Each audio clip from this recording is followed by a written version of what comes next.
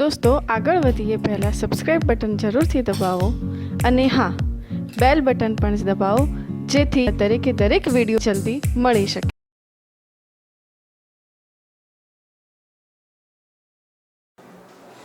નમસ્કાર વિદ્યાર્થી મિત્રો, આપણે સંકલનનો મારો આગળનો એક વિડીયો છે. ફરીથી કહું છું, આ જોતા પહેલા આગળનો એક વિડીયો જોઈ લેજો. હવે આપણે જ્યારે વેગ પ્રવેગની વાત કરી ત્યારે ઘણા એવા ટર્મ છે જેની અંદર સંકલન આવે છે અને સંકલનની પ્રક્રિયા કરવામાં તમને મુશ્કેલી પડે છે. આજે આપણે વાત કરીએ ઇન્ટિગ્રેશન એટલે કે સંકલનની. સંકલનને શરૂઆતથી લઈએ. ચલો, પેલામાં મેં ઘણી ડિટેલ માહિતી આપી છે કે સંકલનનો ઉદ્ભવ કઈ રીતે થયો, ક્યાંથી છે, આખી હિસ્ટોરિકલ બહુ માહિતી છે ને એના સૂત્રો પણ કરાયા છે. આજે હજુ થોડાક સૂત્રો લઈ અને પછી આગળ નીકળીએ. તો શરૂઆત કરીએ છીએ સંકલન. સંકલનને શોર્ટમાં કહીએ કે સંકલન શું છે. વિકલન તો જાણો છો ને, મારો વિડીયો જોયો છે, વિકલન પણ સમજાયું છે. સંકલન, વિકલનની આપણે પ્રતિવર્તી ક્રિયા નથી કહેતા કે રસાયણમાં આમથી આમ જાય અને એમ બંને તરફ વાયસા વર્સા. તો અહીંયા પણ સંકલન એ વિકલનની પ્રતિવર્તી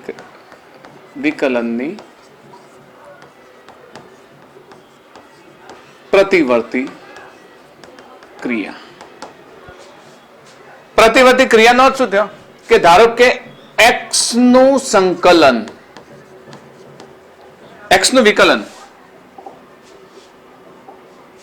x નું વિકલન y હોય તો y નું સંકલન શું થશે? x થાય. ટૂંકમાં x જો વિકલન કરીએ તો આપણને શું મળે? y. ને y નું સંકલન કરીએ તો ફરી પાછું આપણને શું મળે? x મળે. તો પ્રતિવર્તી પ્રક્રિયા છે. આ વાત તમે યાદ રાખશો. હવે એનો ઉદાહરણ આલેખ દ્વારા લઈએ. આલેખમાં કઈ રીતે એને સમજાવી શકાય? તો ધારો કે કોઈ આલેખ છે, આલેખનું ક્ષેત્રફળ મેળવવું છે.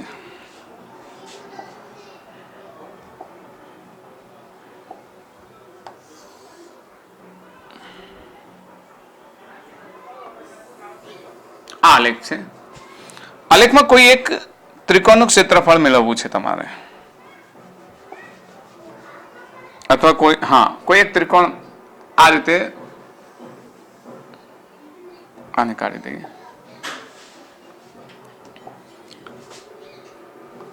આ રીતે ગતિ થઈ રહી છે. ચલો, આ ગતિ, આલેખ તો તમે જાણો છો ને, ઘટાડો થાય ને એ પ્રકારે. તો ધારો કે હું x વર્સસ t નો ગ્રાફ દોરું તો ગતિ થઈ રહી છે. તો ગતિમાં આનું ક્ષેત્રફળ મેળવવું છે. આનું ક્ષેત્રફળ, તો આનું ક્ષેત્રફળ કઈ રીતે મેળવશો? જો આ ABC હોય તો ક્ષેત્રફળ A બરાબર 1/2 પાયો ગુણ્યા વેધ. કરો છો ને? શું કરો છો? 1/2 પાયો ગુણ્યા વેધ. ઉદાહરણથી સમજાવું છું કે વાસ્તવમાં સંકલનનો ઉપયોગ ક્યાં કરીશું. પાયો ગુણ્યા વેધ.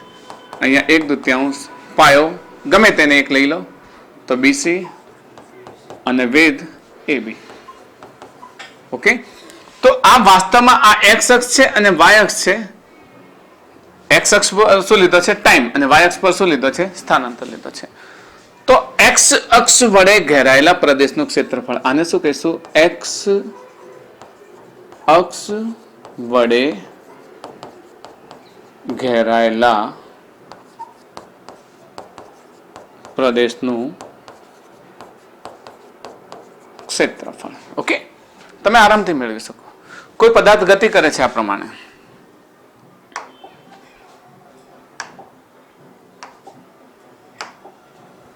આ પ્રમાણે એક આલેખ લઈ લઈએ.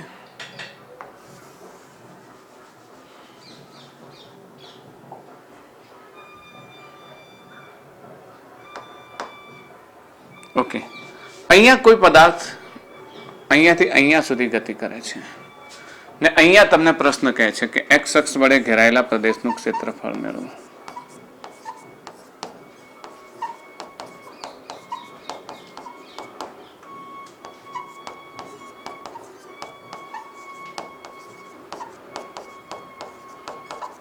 તો શું કરશો તમે? એક્સ અક્ષ વડે ઘેરાયેલા પ્રદેશનું ક્ષેત્રફળ. સીધી વાત છે કે અહીંયાથી તમે લંબ લેશો ને, અહીંયા જે પણ રાશિ હોય, ધારો કે અહીંયા સમય છે તો 0 થી t સમય લઈ લીધો તો t લંબાઈ થઈ ગઈ, અને અહીંયા સ્થાનાંતર છે x તો 0 થી x સ્થાનાંતર લઈ લીધું તો આ સ્થાનાંતર થઈ ગયું. તો આ લંબાઈ થશે ને, લંબાઈ કેટલી થઈ જશે? t થઈ જશે ને, 0 થી t. અને પહોળાઈ જેને આપણે શું કહીશું? x કહીશું. તો પહોળાઈ લઈશું. તો ક્ષેત્રફળ લેવું છે આનું ઘેરાયેલા પ્રદેશનું. x અક્ષ વડે ઘેરાયેલો પ્રદેશ એટલે આ રહ્યો. તો આનું ક્ષેત્રફળ તમે લઈ શકો, area is equals two L into B. L કેટલું છે? x ના L કેટલું છે? t અને આ શું છે? x. તો t ઇન્ટુ x. તો આવા સાદા પ્રશ્નો હોય ત્યારે તો તમે અહીંયા મેં તમને આગળ સમજાવ્યું છે કે સ્થાનાંતર વિરુદ્ધ સમયના આલેખનું ક્ષેત્રફળ વેગ આપે છે, ના એનો ઢાળ વેગ આપે છે. અહીંયા ક્ષેત્રફળ તમને v વર્સસ t નું આવશે, પણ આપણે અહીંયા સંકલનની જરૂરિયાત કરી. v વર્સસ t નું જે ક્ષેત્રફળ છે ને એ તમને સ્થાનાંતર આપે છે, કારણ કે v ઇન્ટુ t થઈ. અહીંયા v લઈએ, ચલો ધારો કે એક તમારે અહીંયા છે v છે અને આ t છે ને આ ક્ષેત્રફળ લેવું છે તમારે, તો કેટલું થશે? આ v થશે અને આ કેટલું થશે? t થશે. તો v ઇન્ટુ t, વેગ ગુણ્યા સમય, તો શું મળે? સ્થાનાંતર મળે ને. તો ઘણી વખત તમને સ્થાનાંતર શોધવાનું કહે તો તમારે ક્ષેત્રફળ શોધવું પડે. આગળ પહેલા વિડીયોમાં મેં તમને સમજાવેલું છે, છતાં આના આલેખવાળો એક અલગથી આપણે બનાવીશું. તો આવા સાદા આકાર કે જે તમે ડિફાઇન કરી શકો, એમાં એક્સ અક્ષ વડે ઘેરાયેલું ક્ષેત્રફળ તમે મેળવી શકો.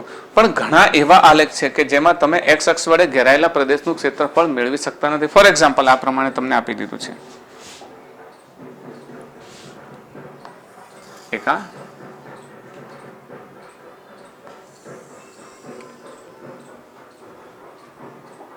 એ ધારો કે કોઈ પદાર્થ અહીંયાથી સ્ટાર્ટ કરી ગતિ અને અહીંયા પહોંચે છે. આના દ્વારા ઘેરાયેલા પ્રદેશનું ક્ષેત્રફળ શોધો. એક્સ અક્ષ વડે ઘેરાયેલા, આ એક્સ અક્ષ છે ને, એક્સ અક્ષ વડે ઘેરાયેલા પ્રદેશનું ક્ષેત્રફળ શોધો. બોલો અહીંયા શું કરશો? આનું એક્સ અક્ષ વડે ઘેરાયેલો પ્રદેશ એટલે તમે શું કરશો? અહીંયાથી લંબ દોરશો, અહીંયાથી લંબ દોરશો, બરાબર. હવે આટલા વિસ્તારનું તમારે ક્ષેત્રફળ શોધવું છે. હવે આપણા આ મેથેમેટિક્સમાં કોઈ ડિફાઇન આકાર નથી, કોઈ આકાર, કારણ કે આ કર્વ છે ને સીધી લીટી છે, તો આવો કોઈ ડિફાઇન આકાર નથી. તો હવે આનું ક્ષેત્રફળ શોધવું હોય એટલે આપણી પાસે ભૌમિતિક સૂત્ર તો છે જ નહીં. જે આપણે જાણીએ છીએ ભૌમિતિક સૂત્ર છે નથી. તો હવે આના માટે તમારે સંકલનનો સિદ્ધાંતનો ઉપયોગ કરવો પડશે. સંકલનના સિદ્ધાંતનો. હવે શું કરીશું અહીંયા આગળ? તો એક નાનો ખંડ કાપી લો. ચલો, કેવો? આ પ્રકારે એક નાનો ખંડ કાપી લો. આ પ્રકારે એક નાનો ખંડ કાપી લો, બરાબર. હવે એ નાના ખંડ માટે એનું ઊંચાઈ અહીંયાથી માની લો કે અહીંયાથી આ વાય અક્ષ પર મને જે લંબપાદ મળે છે ને, આ એની હાઈટ y1 લઈ લો. ઓકે, એની હાઈટ y1 લઈ લો અને એની જે જાડાઈ છે ને એક લઈ લો dx. તો મને આ એરિયા મળી ગયો, આટલો એરિયા, આટલો એરિયા. હવે આ એરિયામાં, આ એરિયાને આપણે આ પ્રમાણે લઈએ. આ લગભગ બહુ નાનો છે એટલે એને આપણે એવરેજ, આમ તો જોવા જઈએ તો આ એરિયા રહી જાય આટલો ભાગ, પણ આપણે આને એવરેજ બહુ નાનો છે એટલે એક કેવો સમજી લઈએ, લંબચોરસ સમજી શકાય, જેની પહોળાઈ કેટલી છે dx અને જેની લંબાઈ કેટલી છે y1 છે ને, y1. તો આનું ક્ષેત્રફળ કેટલું થશે? આના ક્ષેત્રફળને dA1 કહું તો dA1 કેટલું થશે? લંબાઈ ગુણ્યા પહોળાઈ, તો y1 ઇન્ટુ dx. હે, હવે સમજો. એવા એની બાજુમાં પણ એક કાપી દો એરિયા, અને અહીંયા હું નાનો આ પ્રમાણે, તો બીજા એરિયાનું ક્ષેત્રફળ જેની હાઈટ ધારો કે y2 મળે છે, મને કેટલી મળે છે? y2 મળે છે. dx લંબાઈ તો એટલે ને એટલી સમાન લંબાઈના. તો આ બીજો લઈ લઉં જેની હાઈટ y2 મળે છે, આ dx છે, આનો એરિયા dA2 હોય તો dA2 is equals two y2 into dx થાય. હવે આનું આખાનું ક્ષેત્રફળ લેવા માટે હવે આના નાના નાના નાના નાના વિભાગો પાડ દો, નાના નાના ભાગ પાડ દો. હું આ પ્રમાણે દરેકે દરેક ભાગ નાના નાના કરી દઉં.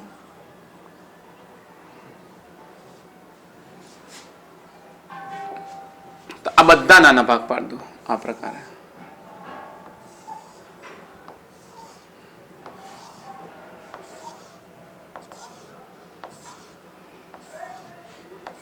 ઓકે, મેં n ભાગ પાડી દીધા. દરેકની જાડાઈ કેટલી લીધી મેં? dx લીધી. તો હવે કુલ ક્ષેત્રફળ શું થશે?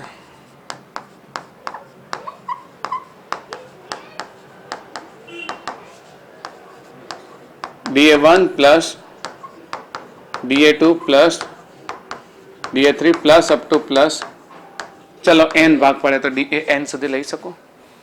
આ બધાનો હવે મારે સૂત્ર, જ્યારે કુલ ક્ષેત્રફળ લેવું હોય તો આને શું કરીશ? સમેશન કહીશ. DAI, right? પહેલાનું A1, બીજાનું A2, ત્રીજાનું A3. તો DAI નું કોમન શું લઈશું? YI dx. YI dx જેમાં I is equals to 1 to n લઈશું. તો મને શું મળી ગયો? ટોટલ એરિયા મળી ગયો. ખ્યાલ આવે છે ને? સંકલનનો સિદ્ધાંત સમજજો. ટોટલ એરિયા મળી ગયો. હવે ટોટલ એરિયા મને મળી ગયો તો આ ટોટલ એરિયા જ્યારે હું લેવા જાઉં ને ત્યારે આ બધામાં એક તકલીફ થાય છે કે આ જે નાનો ખૂણા વાળો વિભાગ છે દરેકનો આ એક સ્ટ્રીપ કાપો, આ સ્ટ્રીપને મોટી કરીને બતાવું તમને. આ એક સ્ટ્રીપ છે, બરાબર? તો આ સ્ટ્રીપમાં આ તો તમે લંબચોરસ લઈ લીધો, પણ અહીંયાનો જે આ કર્વ વાળો ભાગ છે ને આટલો નાનો, જેને અવગણી શકાય વાળા બરાબર છે, પણ દરેકનો આટલો ભાગ છૂટી જાય છે. તો એને સાથે લેવા માટે આપણે સંકલનનો ઉપયોગ કરીશું. શું કરીશું? તો હવે સરવાળાના બદલે શું લઈશું? સંકલન લઈશું. સમજો છો તમે? હવે સરવાળાના બદલે સંકલન લઈશું. તો સંકલન આ બધા અવગણેલા નાના વિભાગને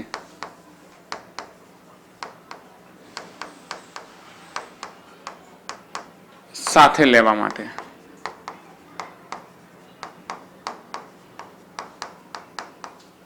સંકલનની જરૂર પડે છે. ખ્યાલ આવે છે ને? સંકલનની ક્યાં જરૂર પડે છે? જે અવગણેલા બધા જ નાના વિભાગો છે એને સાથે લેવા માટે. તો હવે ટોટલ એરિયા લેવો હોય તો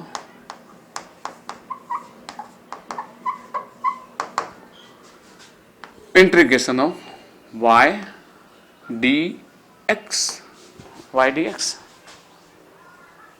x ની લંબાઈ ક્યાંથી લઈશું? તો હું x ની લંબાઈ અહીંયા કહું કે x1 થી સ્ટાર્ટ કરું છું, x ને અને ક્યાં સુધી લઉં છું? x2 સુધી. સમજ પડે છે ને? x ની લંબાઈ અહીંયાથી સ્ટાર્ટ કરીને અહીંયા સુધી લઉં છું. તો આ પ્રમાણે લગભગ x1 થી x2 સુધી લઈશ અને આ y છે ને, y એ વેરિએશન વાળું આની સાથે એડ થઈ જશે. તો સંકલન એટલે એવા આકારો કે જેના એરિયા તમે સેટ નથી કરી શકતા. તો એ વખતે આ જો લેશો તો આ બધા જ એરિયા મિસિંગ થઈ જશે. આ એરિયા કેવા થઈ જશે? છૂટી જશે. પણ સંકલન કરશો તો એપ્રોક્સિમેટ આ બધો જ એરિયા એની સાથે ગણી શકાશે. મારા આગળના વિડીયોમાં મેં આની બહુ ડિટેલ માહિતી આપેલી છે. અત્યારે ફક્ત સંકલન કેમ લેવું પડે એની સમજ પડી ગઈ. હવે એના સૂત્રોથી શરૂઆત કરીએ કેટલાક સૂત્રોથી. ઓકે, નોર્મલી તમે જ્યારે 12 સાયન્સમાં ભણો છો તો તમે મેથેમેટિક્સ વાળા છો, તમારે 12થમાં આવશે. 12થમાં પણ લગભગ પાર્ટ 1ના એન્ડમાં અથવા 2ના શરૂઆતમાં છે, મને એક્ઝેક્ટ આઈડિયા નથી. તો ત્યાં સુધી તમારું ફિઝિક્સ સફિશિયન્ટ ચાલી ગયું હશે. ઘણા બધા ચેપ્ટર્સ એવા છે જેમાં સંકલનનો ઉપયોગ થયો હશે. તો આ સંકલન શરૂઆતમાં સમજવા માટે. અને બીજું કે નીટવાળાએ પણ ચિંતા કરવી નહીં, કારણ કે એમના માટે જેટલું જરૂરી છે એટલું બધું જ સંકલન હું તમને શીખવાડીશ. અને આ બધા સૂત્રોની નોટ્સ બનાવજો અને એ નોટ્સના આધારિત ને એવું જરૂર નથી જે 12th વાળા છે જેમને નથી આવડતું સંકલન એ પણ ખાસ જુએ. તો સંકલનના ટોપિક્સ ઘણી જગ્યાએ આવે છે. 12મા ધોરણમાં ઘણા એવા કોમ્પ્લિકેટેડ એક્ઝામ્પલ છે જેમાં સંકલન જરૂરી છે, બરાબર. અને આમાં તમારે પણ જરૂર પડશે ક્યાં આગળ 12થમાં 11થમાં જ્યારે તમે કાઇનેમેટિક્સના દાખલા કરશો ને તો ઘણી એવી જગ્યાઓ છે જ્યાં આગળ સંકલનની જરૂર. આના પછીના હું 2 વિડીયો સતત સંકલનના જ આપીશ, એ બી તમારા ફિઝિક્સમાં કાઇનેમેટિક્સમાં જ્યાં જ્યાં સંકલન છે ને એના જ હું તમને સમજાવીશ. તો શરૂઆત કરીએ સંકલનના સૂત્રોથી, કારણ કે જરૂરી છે. તો એક પ્રાઇમરી સૂત્ર લઈ લઈએ, પહેલું જ બેઝિક અને પ્રાઇમરી સૂત્ર લઈ લઈએ. આ સૂત્ર છે, બરાબર. એક એક કરીને સૂત્રોની શરૂઆત કરીએ. તો integration of x raise to n dx is equals to, સંકલન 2 પ્રકારના છે, એક તો નિયત સંકલન અને એક અનિયત સંકલન. નિયત સંકલન અને અનિયત સંકલન. હવે અનિયત સંકલન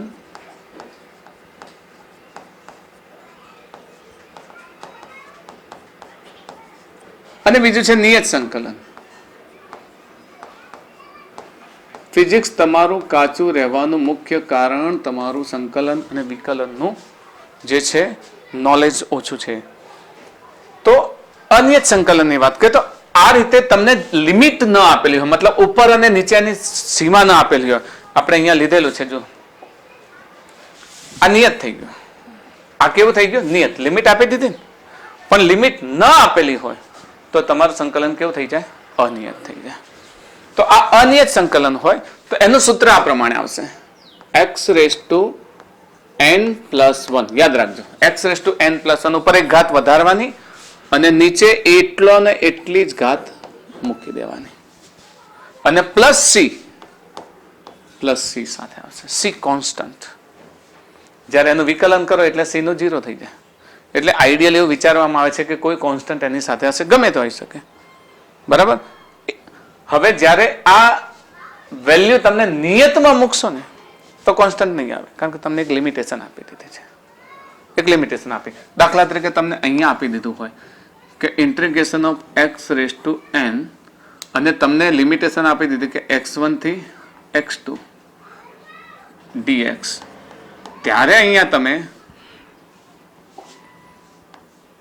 x raise to n plus 1 divided by n plus 1 કરો છો, ને જે જવાબ આવે એમાં પછી તમે x1 થી x2 લિમિટ મૂકો છો, એટલે હવે અચળની જરૂર નથી.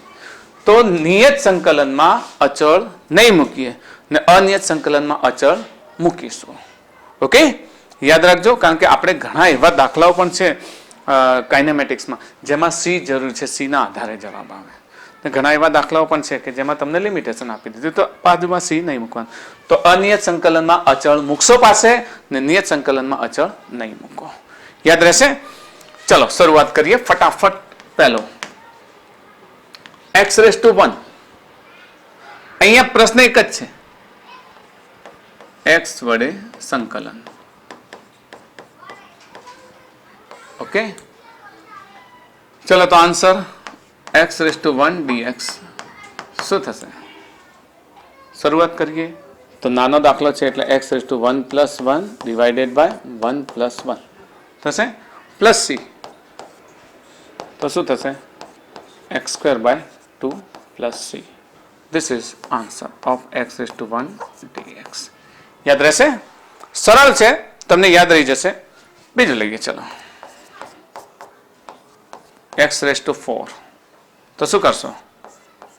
x raise to 4 dx direct x raise to 5 by 5 plus 1. Direct કરતા શીખી જઈએ. હવે પ્લસ 1 મૂકવાની જરૂર નથી, આપણે ડાયરેક્ટ મૂકવાની આદત રાખીશું. પછી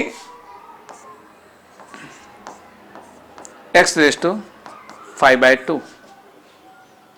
તો આનો આન્સર લખીશું x raise to 5 by 2 dx is equals to, આમાં લખીશું x raise to 5 by 2 plus 1 divided by 5 by 2 plus 1. 5 by 2 એટલે 7 બાય 2 થશે, અને નીચે 7 બાય 2 થશે. એ બાય 2 ઉપર આવી જશે એટલે આપણો આન્સર આવશે 2x⁻²/7/5 7/5 હા બરાબર છે બાય 7 થશે ને 7/2 2 ઉપર આવી ગયો ખ્યાલ આવ્યો ઓકે આ 7/2 છે બાય 2 ક્યાં આવી ગયો ઉપર આવી ગયો તો જ્યારે તમે આને સમજો છો તો એની અંદર તમારે યાદ રાખવાનું રહેશે પણ આ સૂત્રમાં એક લિમિટેશન આવે છે એક લિમિટેશન આ લિમિટેશનને ક્યાં યાદ રાખશો નોંધ ખાસ યાદ રાખજો નોંધ આ જે સૂત્ર તમને શિક્ષક શીખવાડે ને કે x⁻n dx is equals to x⁻n+1 divided by n+1 તો તમારે પ્રશ્ન ઉઠાવવાનો sir what for n is equals to -1 n is equals to -1 માટે તો નીચે અવ્યાખ્યાયિત થઈ જાય ને ગાણિતિક પ્રક્રિયા એવી કોઈ હોવી જોઈએ નહીં કે જેનો જવાબ નીચે 0 આવે અહીંયા જો -1 તો એમાં તમે શું કરશો ખાસ યાદ રાખો કે x⁻1 dx આપેલું હોય તો એના માટે એક અલગથી સૂત્ર આપી દીધું છે એ છે 1/x dx થશે ને 1/x dx અને 1/x dx માટે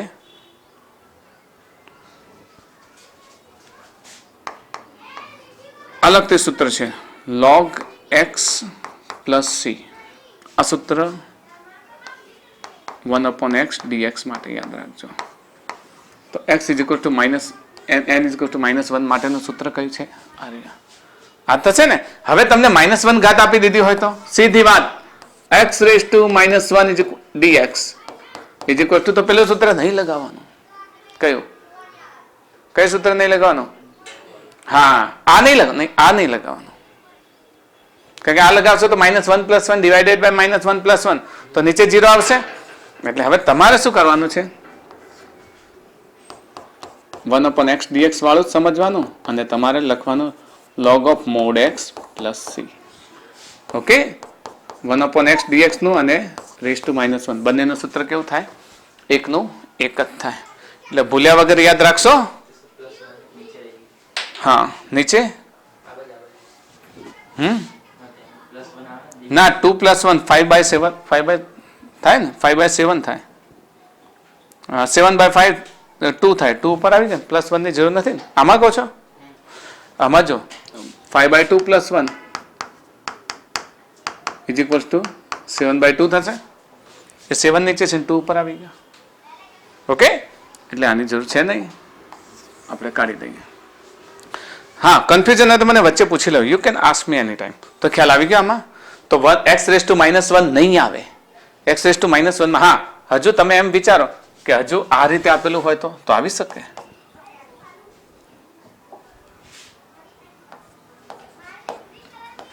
x⁻5 તો આનું સંકલન શું થશે x⁻5 dx તો લખીશું x⁻5 + 1 divided by -5 + 1 તો x⁻4 અને -4 તો શું થશે -1/4x⁴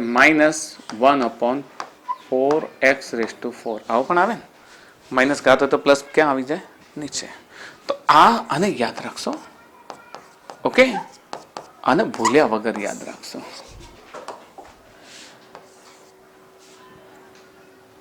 -5 અને ભૂલ્યા વગર યાદ રાખશો તો હવે તમને આ સૂત્રને યાદ રાખવા માટે ખાસ કહું છું મસ્ટ રિમેમ્બર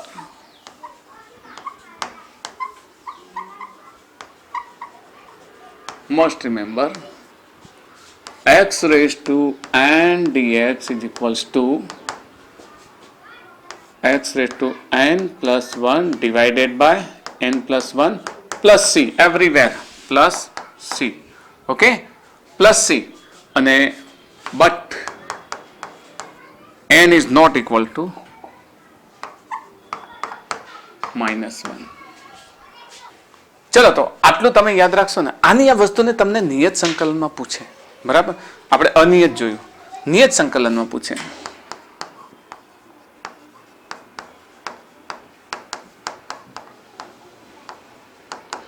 નિયત સંકલનમાં. તો ધારો કે તમને આમ આપી દીધું છે x² 0 થી 3 લઈએ તો ઉપરવાળી અપર લિમિટ અને નીચેવાળી લોઅર લિમિટ યાદ રહેશે. This is said to be upper limit.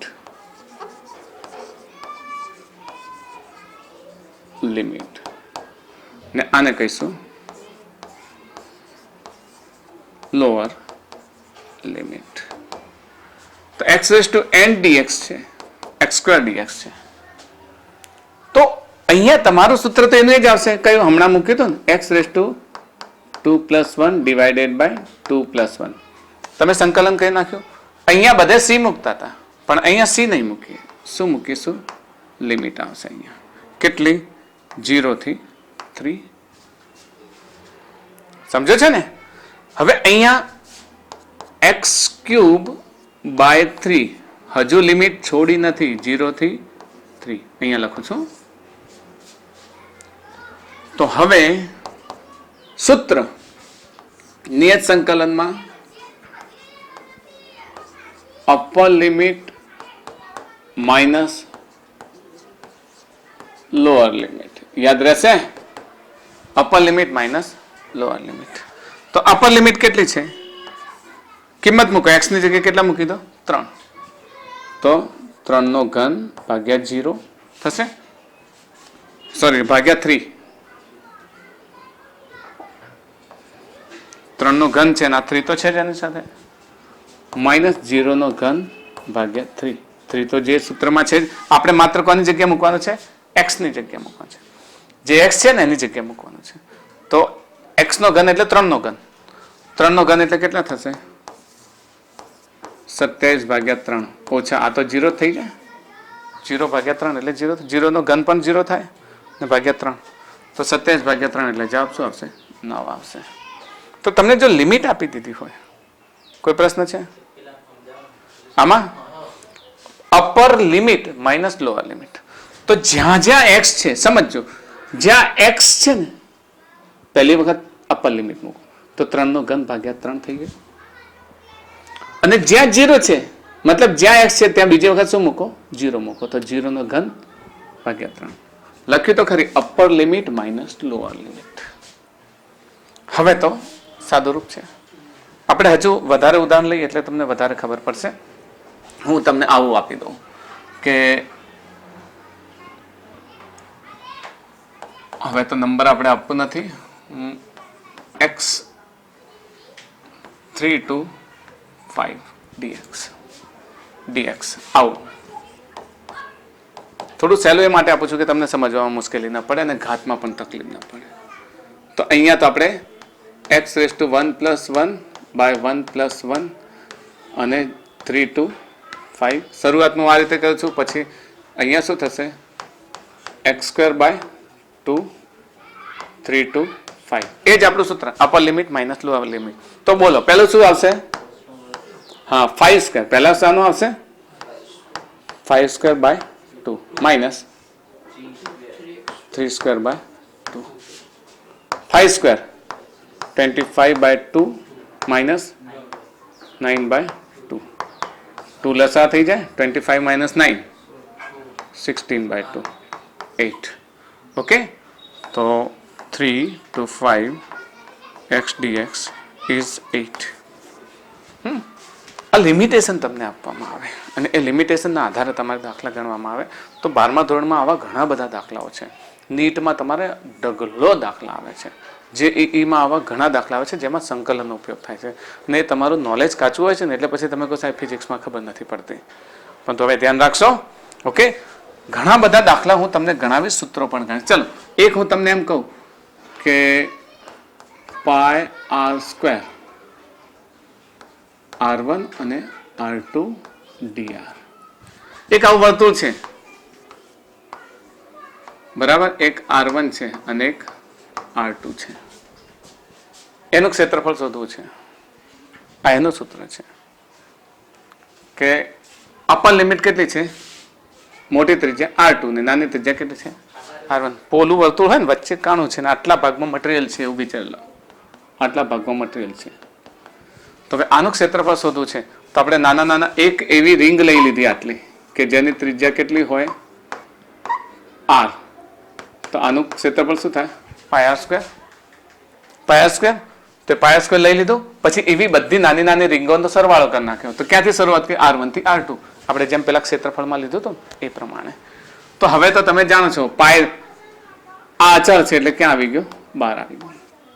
તો r સ્ક્વેર r1 થી r2 dr. હવે પાય એમના એમ રાખીએ. આ શું થશે r³/3 લખીએ ચાલે. 2 ઘાત છે એટલે 3/3 થશે ને. અહીંયા શું લખીએ r1 r2. તો પાય r2³/3 માઇનસ પાય r1³/3 પાય/3 r2³ માઇનસ r1³. તો this one. તો આની આપણે આ તો એક્સ્ટ્રા વાત કહી હતી. બાકી તમને જે પરિસ્થિતિ આપી છે એ પ્રમાણે તમે નિયત સંકલન કહી શકો. અપર લિમિટ કેટલી છે r2. અહીંયા r2 છે, અહીંયા r2 છે અને અહીંયા r1 છે. તો upper limit minus lower limit. હવે આ મૂકી દીધી આપણે. અહીંયા મુકાશે ને અહીંયા નીકળી જશે. પણ તમે આમાં સમજી તો ગયા છો ને બરાબર કે આ upper limit minus lower limit થશે. તો અનિયત સંકલન ને નિયત સંકલનમાં એવું છે કે અનિયત સંકલનમાં પ્લસ સી મૂકીને છૂટી જાવ. તમે એક સૂત્ર મૂક્યું પ્લસ સી મૂકીને. નિયત સંકલનમાં લિમિટ મૂકવાની, લિમિટ મૂકીને પછી upper limit minus lower limit કરવાની. તો આ સૂત્ર તમારા મગજમાં પરફેક્ટલી સેટ થઈ ગયું હશે. થઈ ગયું સેટ? તો બીજા સૂત્રથી શરૂઆત કરી. પછી આખું લિસ્ટ હું તમને આપીશ બરાબર. તો શરૂઆત કરીએ બીજા સૂત્રથી. તો બીજું સૂત્ર આપણું આ પ્રમાણે છે. એ પણ વારંવાર પૂછાય છે. એ ચરઘાતાંકીય વિધેયનું છે. e⁻x exponential. Yes, exponential function e⁻x. e⁻x નું સંકલન હંમેશા e⁻x થાય plus c. e⁻x actually e એ એક એક્સપોનેન્શિયલ ફંક્શન છે. e એક એક્સપોનેન્શિયલ ફંક્શન છે. e ની વેલ્યુ મેથેમેટિક્સમાં 2.303 આવી આવે છે. પણ આપણે એની ચર્ચા નથી કરી કારણ કે મેથેમેટિકલ પોઈન્ટ તમારે લેવો હશે ત્યારે હું લોગેરિધમિકમાં લઈ જઈશ તમને lnમાં, ત્યારે તમને આ સમજાવ્યું. તો e⁻x નું વિકલન પણ e⁻x થાય. આ ખાસ યાદ રાખજો. આ એક જ એવું ફંક્શન છે કે જેનું સંકલન અને વિકલન એક જ થાય. dx ઓફ e⁻x હોય ને તો આનું પણ e⁻x જ થાય. આ વિધેય એવું છે કે જેનું સંકલન પણ એ જ થાય અને વિકલન પણ એ જ થાય. આવાને ક્યારેક એક્સપોનેન્શિયલ ફંક્શન કહેવાય છે. ચરઘાતાંકીય વિધેય e⁻x. યાદ રહેશે? તો આના કેટલાક દાખલાઓને આપણે ચર્ચા કરીએ. ચલો તો શરૂઆત કરીએ. આવા મારી પાસે છે લિસ્ટમાં e⁻x નો. હા, e⁻x પાય e⁻x. શું કરશો? પાય e⁻x માં તો તમે જાણો છો કે ઇન્ટિગ્રેશન ઓફ પાય e⁻x. પાય શું છે? અચળ છે. તો અચળ ક્યાં આવશે? બહાર આવશે. e⁻x dx. તો જવાબ શું આવશે? એ જ પાય e⁻x. અત્યાર સુધી 3 બાબતો તમે સમજ્યા છો. જે બાબતો છે અહીંયા હવે અડધામાં નોંધ કરો. પહેલું સૂત્ર તમે જે સમજ્યા છો એ કયું સમજ્યા છો? x⁻n dx = x⁻n+1 divided by n+1 + c. બીજું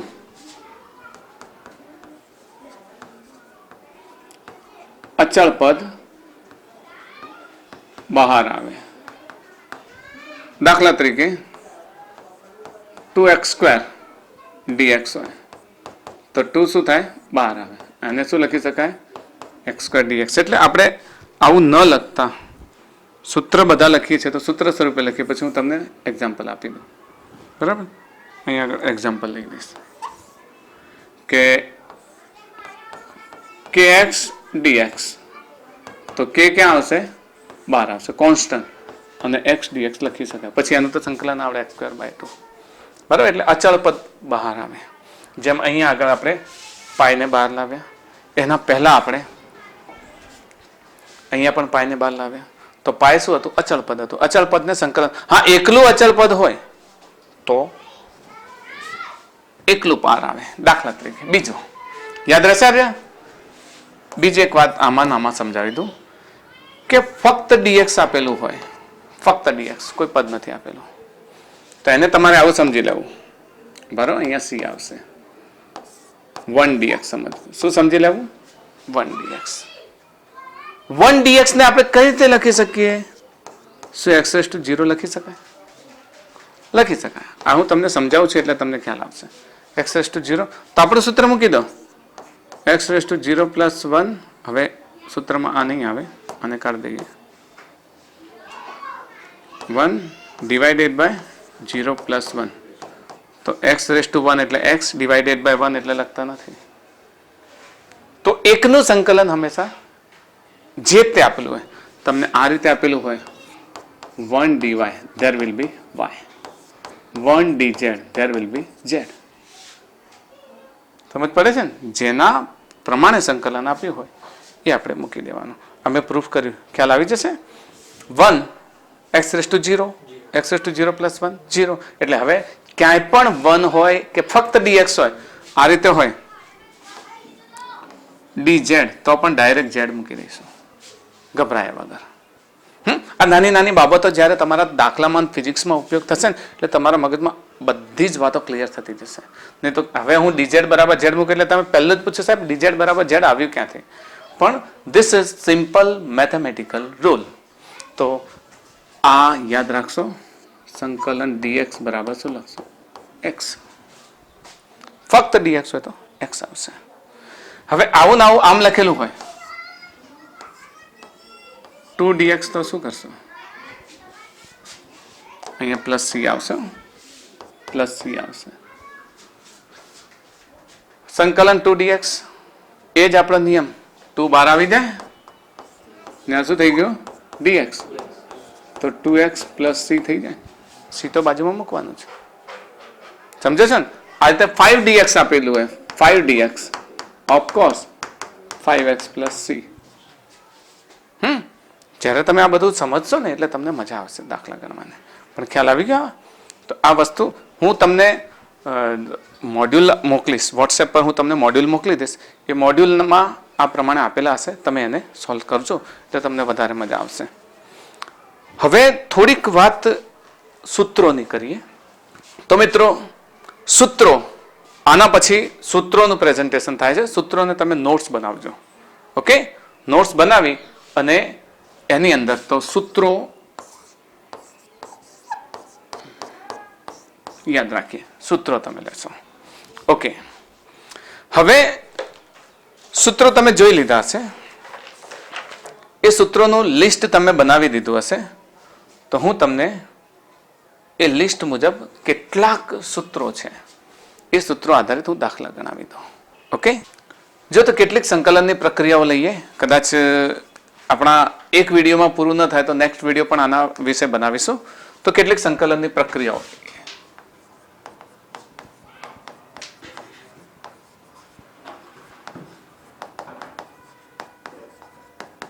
સૂત્રોનું લિસ્ટ તમે બનાવી લીધો છે અને એને તમે એક જગ્યાએ લખી અને તમારા ઘરમાં જ્યાં તમે રોજ વાંચતા હો ને ત્યાં ચોંટાડી દેજો. એટલે આ બધા સૂત્રો છે ને એ તમને યાદ થઈ જાય. આની નોટ્સ બનાવજો, કારણ કે ફિઝિક્સમાં સમજ નથી પડતી ને એ ફરિયાદ હવે ન આવી જોઈએ. અને હવે જ્યારે પણ હું શીખવાડીશ ત્યારે આ બધા સૂત્રોને હું એક સાથે લઈશ, એટલે તમે યાદ રાખશો. ચલો, સંકલનની પ્રક્રિયા. પહેલી પ્રક્રિયા લઈએ, સરવાળા અને બાદબાકી. આપણે એક દાખલો જ બનાવી દઈએ. x3 + 5x. બરાબર, બધામાં સંકલન કરો, મેં આગળ કહ્યું છે. તો x3 + 5x dx સંકલન બંનેને આપી દેવામાં આવે. તો શું કરશો? x3 dx plus 5x dx. સંકલન dx બંનેને મળી ગયું. હવે તો આપણે જાણીએ છીએ કેટલું થાય? x⁴/4 પ્લસ 5 x²/2 થશે ને? 5 બહાર આવી જાય ને x નું શું થશે? x²/2. તો હવે લખી શકીએ x⁴/4 પ્લસ 5x²/2. તો this is integration of x³ plus 5x dx. આ તમને ખબર પડી જાય. ને આમાં plus C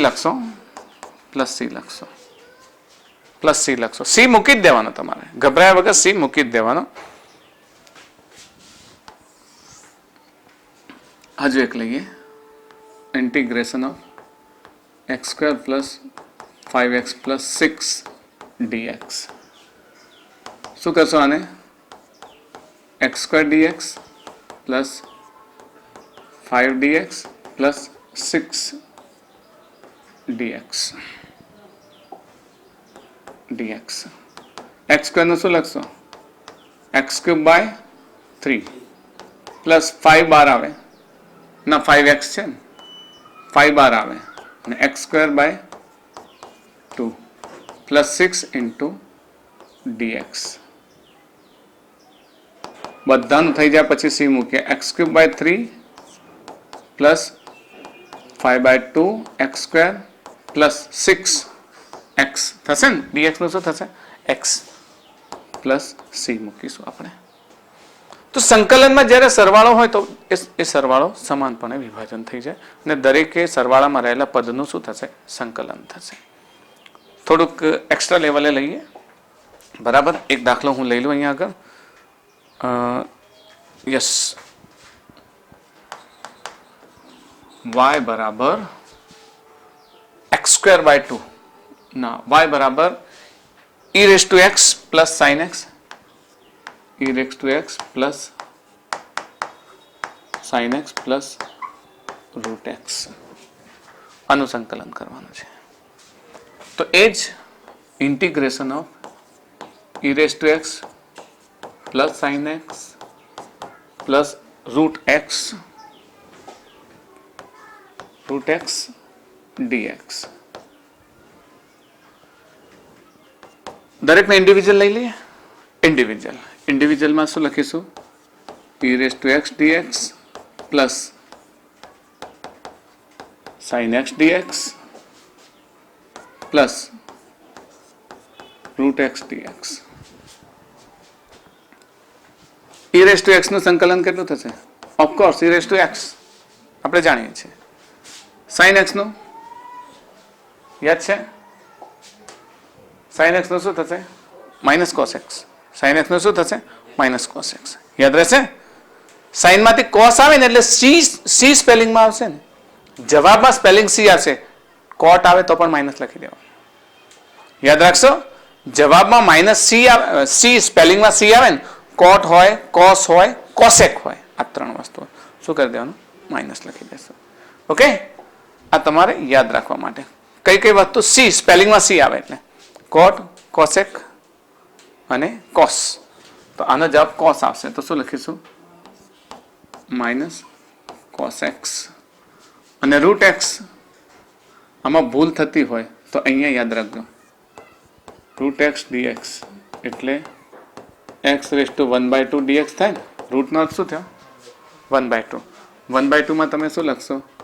x⁻1/2 plus 1 divided by 1/2 plus 1. તો x⁻3/2, નીચે પણ 3/2, તો 2/3 x⁻3/2. યાદ રહેશે?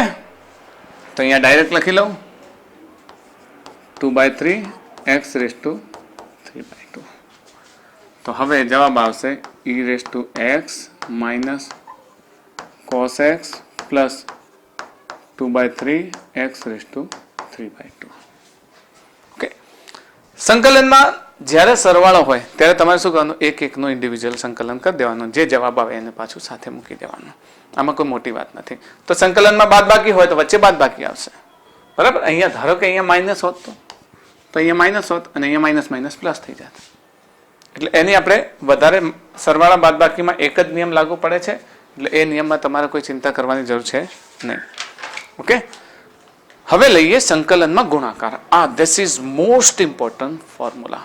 સંકલન સરવાળા બાદબાકીમાં ખ્યાલ આવી ગયા ને. હવે મોટું ઇક્વેશન આપી દીધેલું હોય તો કોઈ ચિંતા નહીં કરવાની. દાખલા તરીકે કોઈ ઇક્વેશન આપી દીધું છે, આમ લઈ લે. ચલો, integration of x³ plus x² plus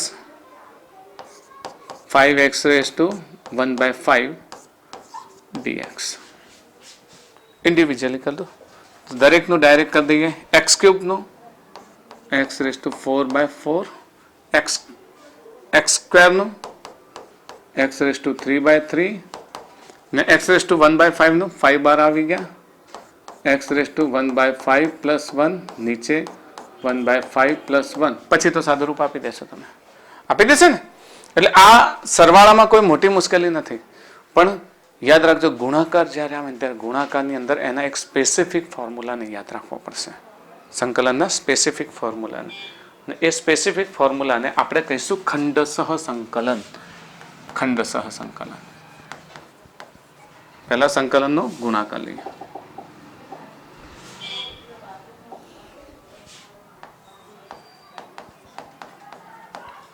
સંકલનમાં ગુણાકાર સૂત્ર.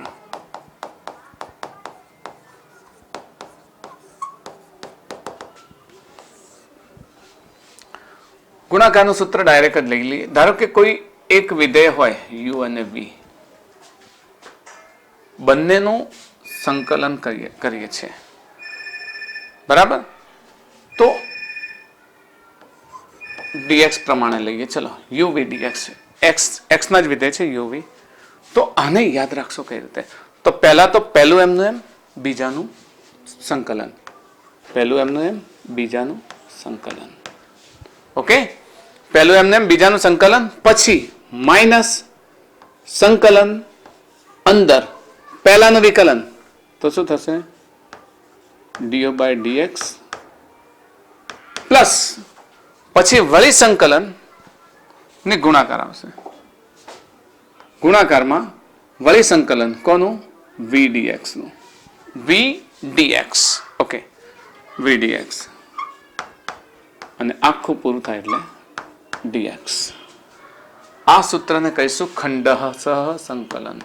ખંડસહ સંકલનનું સૂત્ર, જેને ઇંગ્લિશમાં કહીશું ઇન્ટિગ્રેશન બાય પાર્ટ્સ.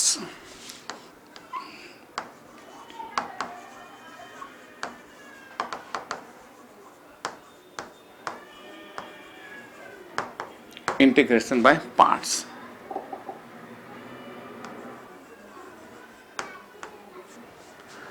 જો ઇન્ટિગ્રેશન બાય પાર્ટ્સમાં અહીંયા એક ખાસ સમજજો, ફરીથી યાદ અપાવું છું કે uv dx તો પહેલાને એમના એમ, બીજાનું સંકલન યાદ રહેશે, માઇનસ પહેલાનું વિકલન અને પછી ફરી બીજાનું સંકલન. માઇનસ સંકલન છે પણ પહેલાનું વિકલન, ફરી બીજાનું સંકલન અને આખો જે જવાબ આવે એનું સંકલન કરવાનું. આ યાદ રાખશો. અને યાદ રાખશો ને તો તમે આરામથી દાખલા ગણીશો. ફરીથી અહીંયા સૂત્રને યાદ કરી લઈએ. x dx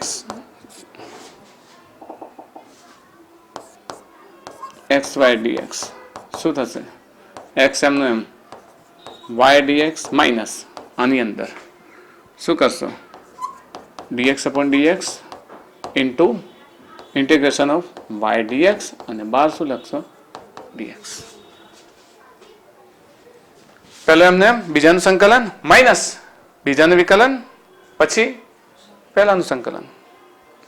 પહેલાનું વિકલન અને બીજાનું સંકલન. સંકલન બીજાનું 2 વખત થશે. એક પહેલા પદમાં યાદ રાખવું છે તો આ રીતે યાદ રાખો. ચલો, આનો પહેલું સ્ટેપ યાદ રહી જાય. xy dx બરાબર x ઇન્ટુ y dx યાદ રહી જાય. અહીંયા બે જ લખશો, x ઇન્ટુ y dx યાદ રાખશો ને. પણ અહીંયા શું કરે રહેશે એનું સંકલન, અને આખું બંધ અને એનું શું કરી લેશો સંકલન, અને વચ્ચે લઈ લેશો માઇનસ. થોડુંક થોડુંક વધારે આર્યા થઈ ગયું. બરાબર, અહીંયા લઈ લઈએ. યાદ રાખીએ x y d x. X y નથી લેતા, જો તમે વળી પાછા એ બી ડીએક્સ લઈએ એટલે તમને સૂત્ર યાદ રાખવામાં મુશ્કેલી ના પડે. એ બી ડીએક્સ, એને બહાર લેશો અને બી નું શું કરો સંકલન, વળી પાછું એવું ને એવું એને બહાર લેશો, બી નું સંકલન. 2 વખત લખી દીધો, વચ્ચે માઇનસ ડીએ બાય ડીએક્સ, અને આખાનું શું લખી લો ડીએક્સ, અને વળી પાછું વધારે જગ્યા, હા આખાનું સંકલન એ શું લખી દે ડીએક્સ. યાદ રહી જશે સૂત્ર? રહી જશે ને? મેં 2-3 વાર લખ્યું છે, 2-3 વાર લખ્યું એટલે તમને યાદ રહી જશે. અને આ સૂત્ર આધારિત થોડાક દાખલાને આપણે લઈએ એટલે તમને મજા પણ આવશે ગણવાની. તો નેક્સ્ટ અત્યારે દાખલા લઈ લઈએ. ચલો, ગુણાકાર આધારિત દાખલાઓ. એમાં પહેલો એક દાખલો હું લખી દઉં. ચલો, x² cos x લખી દઉં. x² cos x dx સંકલન કરો. આપણો પ્રશ્ન તો એ જ છે. ચલો, x² cos x. હવે અહીંયા એક બીજો નિયમ યાદ રાખવાનો છે. પહેલા આનું કરી દઈએ. ચલો, dx. તમારે પ્રશ્ન મને પૂછવો જોઈએ કે સર ગુણાકારમાં તો આગા પાછળ હોય ને, યુ આગળ હોય યુ પાછળ હોય, તો કોને વી લેવું ને કોને યુ લેવું, કોને વી લેવું અને કોને યુ લેવું. તો એના માટે પણ એક નિયમ આવે છે આઈલેટ્સ નિયમ, આઈલેટ્સ રૂલ. આઈલેટ્સ રૂલ મેથ્સમાં આવે છે, બધા ફિઝિક્સના સ્ટુડન્ટને ખબર હોવી જોઈએ. IELTS rule four integration. પહેલાં હું તમને એક કરી બતાવું અને સંકલન, પછી આઈલેટ્સ રૂલ પણ સાથે સાથે સમજાવી દઉં. આપણે આનું ઘાત સિંગલ ઘાત કરી લઈએ. ચલો ને, ઓકે ચલો યાદ રાખીએ શું કરીશું. પહેલો એમને એમ, બીજાનું શું કરીએ વિકલન, cos x dx થશે. પછી માઇનસ આખાનું સંકલન, પહેલાનું વિકલન dx by dx, પછી બીજાનું સંકલન cos x dx અને આખાનું dx. કોઈ ડાઉટ નહીં? તો અહીંયા ચલો x એમના એમ, cos x નું સંકલન શું થશે sin x. નહીં થાય. જ્યારે એનો સ્પેલિંગ c આવે ત્યારે જ, એનો સ્પેલિંગ c આવે ત્યારે જ. સ્પેલિંગમાં જવાબમાં c નથી આવતો, મેં તમને સમજાવ્યું છે. ઓકે, તો cos x નું શું થશે sin x. હા, cos x નું વિકલન માઇનસ sin x થાય. હા, વિકલન માઇનસ અહીંયા એમને એમ dx નું શું થઈ જશે 1 ઇન્ટુ cos x નું એ જ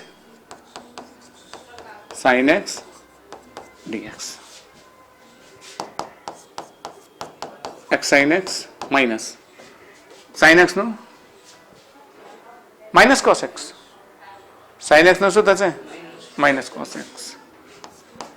તો minus cos x plus c, x sin x minus minus plus cos x plus c. This is answer of this one, x cos x dx. જ્યારે આપણે નીટના દાખલા ગણીએ ને, નીટ કે જેઈઈ ના, ત્યારે આ ફોર્મ્યુલા તમારે આવે છે, એટલે ગભરાયા વગર આનો ઉપયોગ કરી દઈશું આપણે. યાદ રહેશે? હવે ઘણી વખત હું આમ ફેરવી નાખું તો જવાબ આખો બદલાઈ જાય. cos x ને આગળ લઈ લો અને sin x ને પાછળ લઈ લો. આ રીતે કરી નાખું તો cos x અને આ x અને આવી રીતે કઈ dx કરું તો ઓફકોર્સ જવાબ બદલાઈ જાય, પણ આવું કરી શકાય નહીં. એના માટે મેથ્સમાં એક નિયમ આવે છે જેને આઈલેટ્સ રૂલ કહે છે. ઓકે, તો આવું આપણે કદી કરી શકીએ નહીં. તો જે નિયમ છે આઇલેટ્સ, એ આઇલેટ્સના રૂલ્સને એકદમ ઇઝી છે, તમને આવડી જશે. તો એ આઇલેટ્સના નિયમને આપણે સમજી લઈએ. આઇલેટ્સ, ILATES, ILATES. તો I ફોર, આ બધાનું નામ છે. I stand four inverse function. ઘણા એવા વ્યસ્ત વિધેયો હશે, તેવા વ્યસ્ત વિધેયોને તમારે પહેલા મૂકવાના. For example, sine inverse, sine inverse, cos inverse, tan inverse. તો પહેલું એને મૂકવાનું. યુવીમાં યુ કોને બનાવવાનું? એને બનાવવાનું. ખબર પડશે? જો ત્રિકોણમિતિનું ઇન્વર્સ વિધેય હોય તો પહેલું એને બનાવવાનું યુ. પછી એલ, એલ ફોર લોગરેધમિક.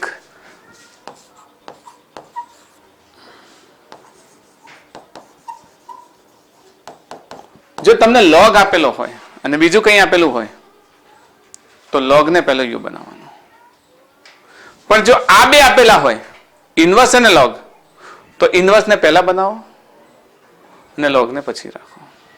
સમજો છો ને? જે આઇલેટ્સમાં બધા પ્રકારના આવી જશે. લોગમાં તમે જાણો છો ln x, log x, આ લોગ વાળા જે વિધેયો છે ને, આ બધા ln x નેચરલ લોગ આવે છે. પછી આવે છે એલ્જિબ્રિક.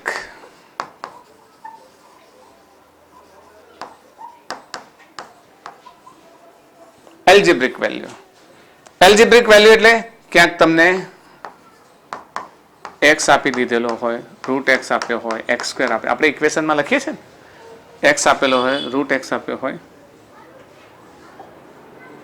x સ્ક્વેર આપેલો હોય, આઇલેટ નિયમ પ્રમાણે. સમજ પડશે ને? પછી T, T for trigonometry. Trigonometry function આપેલું હોય ને,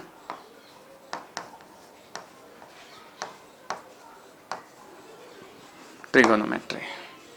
ટ્રિગોનોમેટ્રીમાં sine, cos, tan up to cosec સુધી.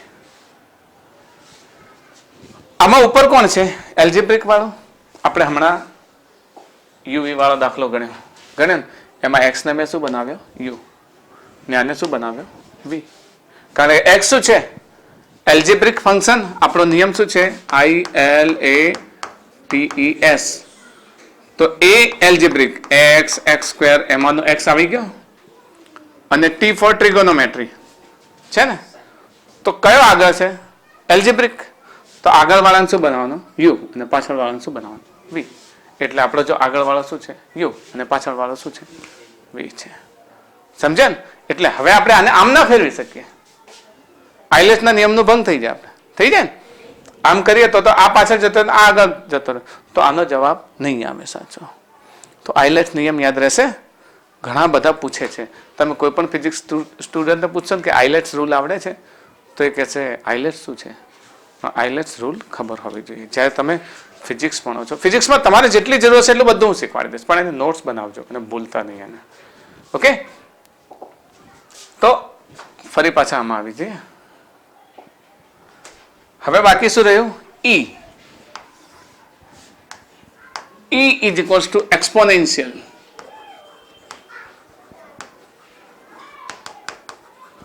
એક્સપોનેન્શિયલ એટલે e રેઝ ટુ x વાળું વિધેય આવે. e રેઝ ટુ x વાળા વિધેયને આપણે અહીંયા એક દાખલો ગણ્યો છે. આપણે e રેઝ ટુ x વાળો ગણ્યો છે લગભગ સંકલનમાં ગુણાકાર સૂત્ર કે સરવાળા ના, એ સરવાળામાં ગણે છે નહીં? હા, સરવાળામાં ગણે છે, ગુણાકારમાં નથી ગણે. ગુણાકારમાં લઈ લઈએ આપણે એકાદ એવું. તો એક્સપોનેન્શિયલ જેમાં e રેઝ ટુ x આપેલું હોય અને છેલ્લું આવે છે આઇલેટ્સ. પતી ગયો ને? ILATE, આઇલેટ.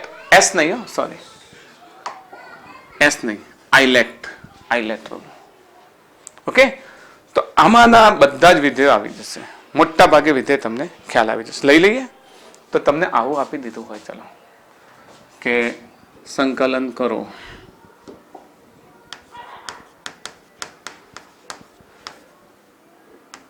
e raise to x into x. તો શું કરશો? આઈલેટ્સ નિયમ કહો. આઈલેટ્સ નિયમમાં યુ કોને બનાવીશ? કહો મને. એક્સ ને યુ બનાવીશ અને e રેઝ ટુ એક્સ ને વાય. કારણ કે એક્સ આગળ છે ને, આઈલેટ્સ નિયમમાં એલ્જીબ્રા ને પેલું એક્સપોનેન્શિયલ પાછળ છે. તો જે આગળ હોય એને શું બનાવો? યુ બનાવો ને પાછળ હોય એને વી બનાવો. યાદ રહેશે? તો આગળ હોય એને યુ બનાવો. તો આને હવે જ્યારે સંકલન કરો તો e raise to x d x આવું કરવાનું. હવે કન્ફ્યુઝન નહીં રહે? આઈલેટ રૂલમાં કોઈ કન્ફ્યુઝન નહીં રહે? તો ચલો હવે તો ઈઝી છે. શું કરીશું? પહેલું એમનું એમ, બીજાનું વિકલન. યાદ રહેશે? માઇનસ ये बड़ा सांप, पहलाનું વિકલન dx अपॉन dx ઇન્ટુ બીજાનું સંકલન ને આખું dx x into e raise to x થશે ને, પછી આનું 1 થશે, e રેઝ ટુ x એમના એમ અને dx x into e raise to x plus e raise to x નું શું થશે? e રેઝ ટુ x જ થશે પ્લસ c. તો શું થશે? e raise to x common નીકળે, 1 plus x plus c. This is x into e raise to x dx. કોઈ કન્ફ્યુઝન? ક્યાં માઇનસ છે? ઓકે, હા, એને આપણે સુધાર દઈએ.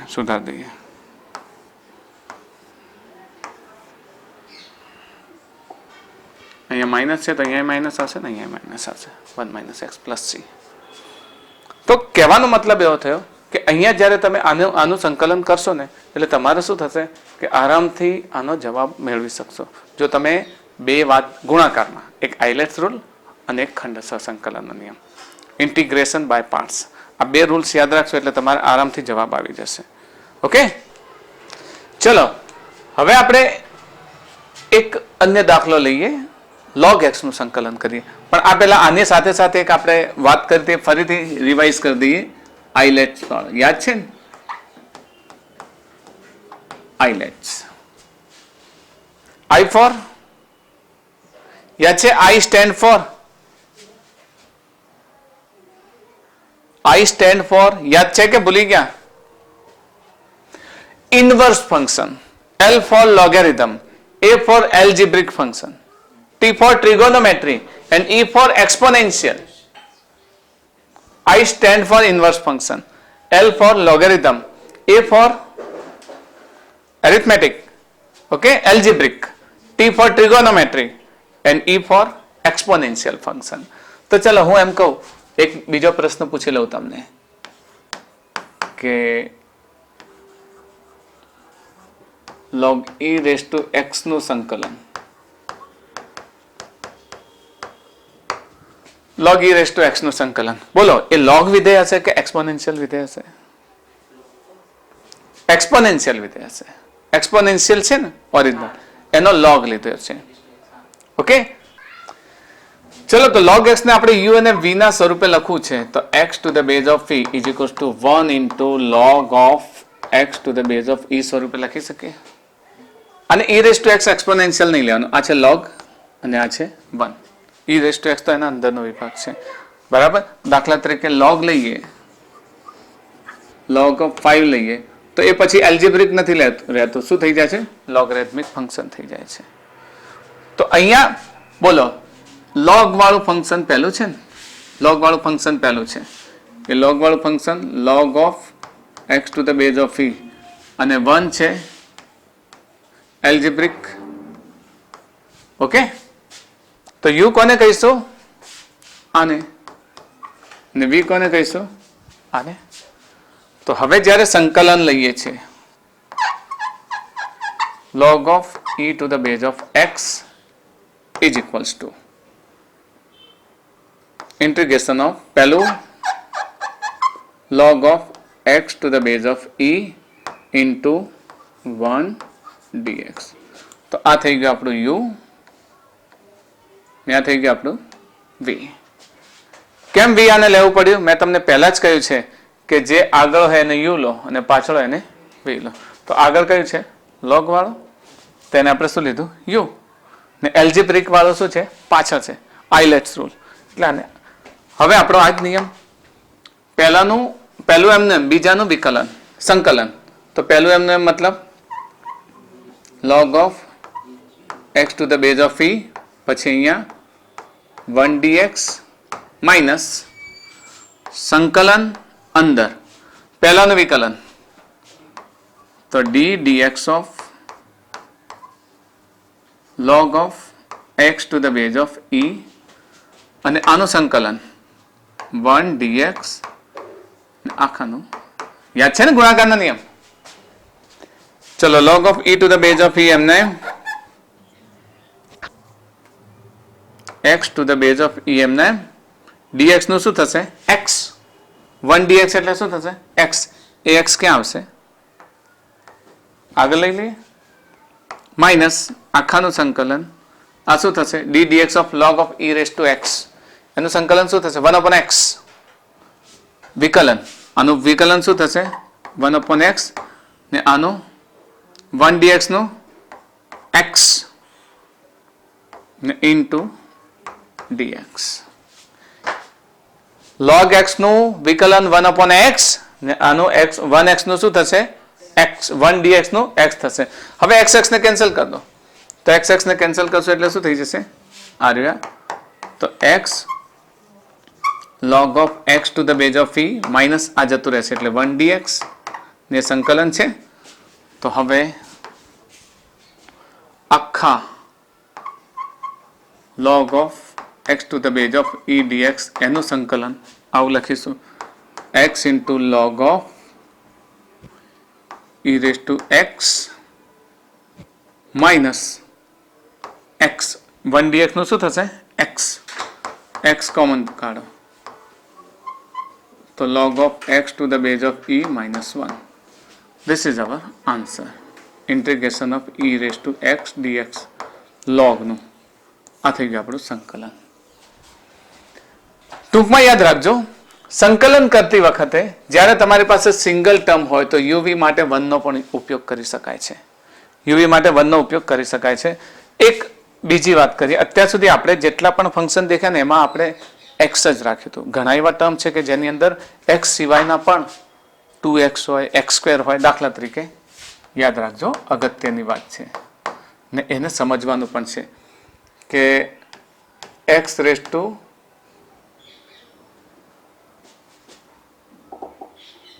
અચ્છા હા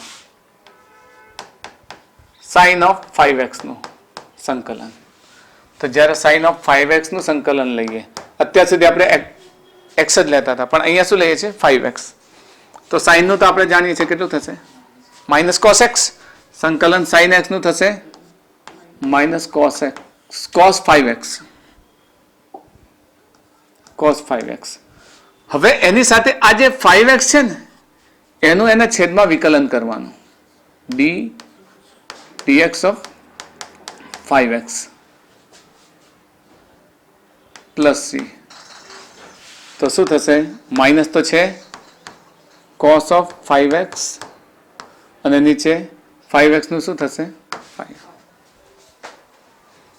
જો તમારો અચળાંક ફક્ત x હોય તમે નોર્મલી આવું જ થાય છે યાદ રાખજો આ પણ સાચી જ વાત છે કે cos x નું તમે sin x નું તમે શું કરતા હતા sin x નું તમે માઇનસ cos x કરતા હતા ને વાસ્તવમાં નીચે એનું સંકલન હતું d dx of x પણ એ x નું શું થતું હતું 1 ને ઉપર શું થતું હતું માઇનસ cos x એટલે 1 આપણે લખતા નહોતા પણ હવે લખવું પડે છે કારણ કે અહીંયા જે અચળાંક છે અચળાંક સાથે કોઈક સહગુણક છે ને એવો સહગુણક હોય ત્યારે તમારે લખવું પડે ઓકે બીજું એક્સપોનેન્શિયલ વિધેયની વાત કરી ચાલો આ તો એક વાત થઈ ગઈ એક્સપોનેન્શિયલ વિધેય આપી દીધું છે e raised to 10x dx લખીએ ચાલો 10x dx integration of તો e raised to x નું શું થશે of course e raised to x e raised to x નું સંકલન શું થાય છે e raised to x શીખવાડેલું છે તમને ઓકે તો e raised to 10x નું શું થશે 10x પણ નીચે d dx of 10x ને એના માટે જવાબ આવશે e raise to 10x by x નું 1 થાય ને આ 10 આગળ આવે તો e raise to 10x by 10. મતલબ કે એવા અચળાંક કે જેની સાથે કોઈ ગુણેલો હોય. નોર્મલી આપણું જે સૂત્ર છે e રેસ ટુ x માટે છે, પણ x સાથે કંઈ ગુણેલું હોય, ધારો કે e રેસ ટુ x નો સ્ક્વેર આ રીતે આપી દીધું, e રેસ ટુ x નો સ્ક્વેર dx, તો ઓફકોર્સ આનું સંકલન e રેસ ટુ x નો સ્ક્વેર આવશે અને નીચે d dx ઓફ x નો સ્ક્વેર આવશે. તો e રેસ ટુ x નો સ્ક્વેર તો થશે ને એના છેદમાં 2x થશે ને. e raise to x square નું વિકલન શું થશે? 2x. તો આ મેથડ તમે યાદ રાખજો કે જ્યારે તમારી સાથે આનો ઉપયોગ હું કરીશ જ્યારે તમને વેગ પરથી સ્થાનાંતર શોધવાનું આવે ત્યારે સંકલન કરવું પડે. મેં તમને કહ્યું હતું સંકલન વાસ્તવમાં શું છે? વિકલનની પ્રતિવર્તી પ્રક્રિયા. એક રાશિનું વિકલન કરો અને ફરી એનું સંકલન કરો તો એની આપણને રાશિ મળે છે. તો આ બધા બાબતોને સમજી લઈએ. થોડાક હજુ વિધેયને લઈએ તો તમને આ રીતે આપી દઉં. ચલો ફટાફટ. cos of x square plus 5 dx. Okay, એનું સંકલન કરીએ આપણે તો શું થશે? cos નું શું થશે? sin of x square plus 5 અને નીચે d dx of x square plus 5 plus c. તો sin of x square plus 5 એમના એમ અને x સ્ક્વેર નું શું થશે? 2x. 5 નું શું થશે? 0 પ્લસ c. તો આ એનો આન્સર આવે છે. સંકલન કરશો એટલે તમારે યાદ રાખજો કે જો આની અંદર અચળ તરીકે જે આ એકલું ન હોય ને એની કોઈ પ્રક્રિયા હોય, કોઈ ગુણાકાર હોય, કોઈ ઘાત હોય, કોઈ સમીકરણ સ્વરૂપ હોય તો એનું અલગથી છેદમાં વિકલન કરવાનું, સંકલન ઉપર કરવાનું અને છેદમાં એટલા પદનું શું કરવાનું? વિકલન કરવાનું. ઓકે, તો આ બધી બાબતોને લઈ અને આપણે આને આગળ વધ્યા. આપણે સમજ્યા સરવાળામાં સંકલન, પછી ગુણાકાર માટે સંકલન. હવે એકાદ બે એક્ઝામ્પલ આપણે ભાગાકાર માટે લઈએ. ઓકે, તો ભાગાકાર માટે સંકલન લેવું છે.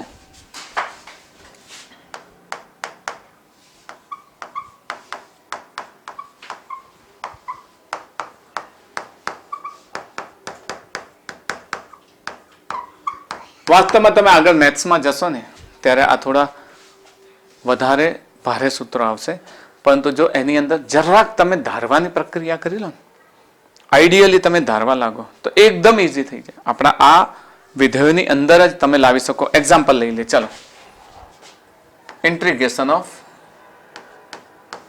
x upon 1 plus x square dx. એક પદ ભાગાકારમાં બીજું પદ. શું કરીશું બોલો જોઈએ. શું કરીશું? અહીંયા આવું થાય ને ત્યારે તમને જે જટિલ પદ આપેલું છે ને એને બદલે ધારી લો. તો જટિલ પદ નીચે છે ને નીચે. તો ધારો કે જો એકદમ ઈઝી કરી દઈએ.